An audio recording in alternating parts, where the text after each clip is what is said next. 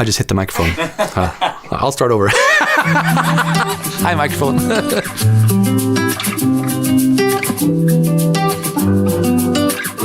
When players explore this update, it's easy to get the impression, looking at, for example, YouTube's and other content online, it's easy to get the impression that everything is just massively big. And we have added massively big mountains and caves, but actually what we've tried to achieve is a balance, and we've tried to achieve a lot of variation. So as a player, what you will experience is that. You'll experience variation. You'll find tiny, cramped, claustrophobic caves, you'll find massive mountain ranges, you'll find huge flat areas, and basically no matter how many worlds you create or how far you explore, you'll be surprised. And I know that because even though I've been working on this for a year, and with my team, we get surprised every day when we're just exploring the terrain.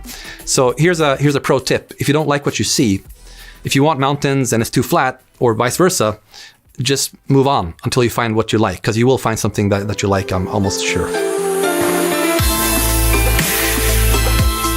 When I do the playtest in Minecraft, and I just remember what it felt like before when I was exploring a lot of cave systems in Vietnam, and it's like you sat on a boat and then you paddle inside like a tiny entrance. You have to almost lean backwards like this, and then you get in and it's like massive like this, and it's like, wow, this is amazing. This is real stuff, so realistic that we managed to bring these things into the game.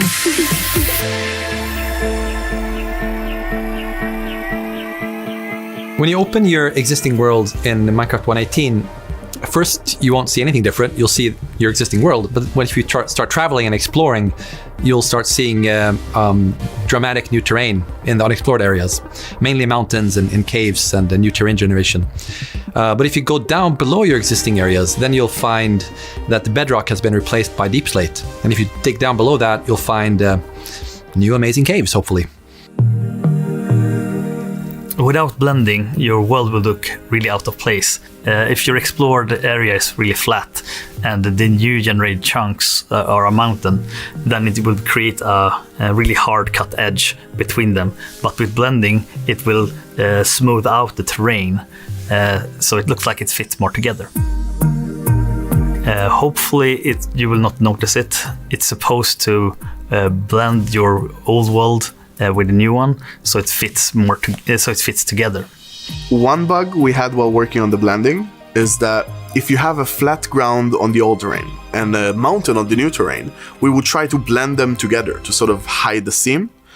But if you have a village on that edge or any structure, the blending will actually pull the house up and create this spray can sort of formation with the structure, which didn't look really well. So we try to sort of keep the houses together. And sometimes that means that the house would sort of be carved into a mountain. That's okay. The players are really good at finding their own stories to why these things happen. Maybe this villager is a bit less social. Maybe he doesn't like sun, right? Like, I think it's okay as long as it's together, as long as you can find some explanation to it. I mean, that villager has some weird life choices, but hey, we respect all life choices here, so it's okay. We do have some Bedrock specific challenge, which in this case is to keep back compat, because in Bedrock we made a lot of promises to our content creator to make sure that worlds stay the same way that we promised that they were, even when we introduced the new world generation. And another thing is that in Bedrock we release in multiple different platforms, so then we had to make sure that our performance stay at a really good level so that the game is still playable and enjoyable in these limited capacity devices. So some examples of things that break when we change the height of the world. Let's take mineshafts as an example. Mineshafts aren't designed to exist in massive caves, and now suddenly we have big massive caves. Mineshafts would basically be floating in the air and it look ridiculous. So we added pillars and chains to make it look a little more realistic. Other examples are feature placement, like how many ores are we placing? Well, most of that is kind of relative to how high the world is. Now that the world is even higher, it's all the proportions change. So to make it all match up was really hard. We had things like desert temples that were always buried because they were coded to always exist at a certain height level. But now when the terrain is higher, the desert temples were never visible.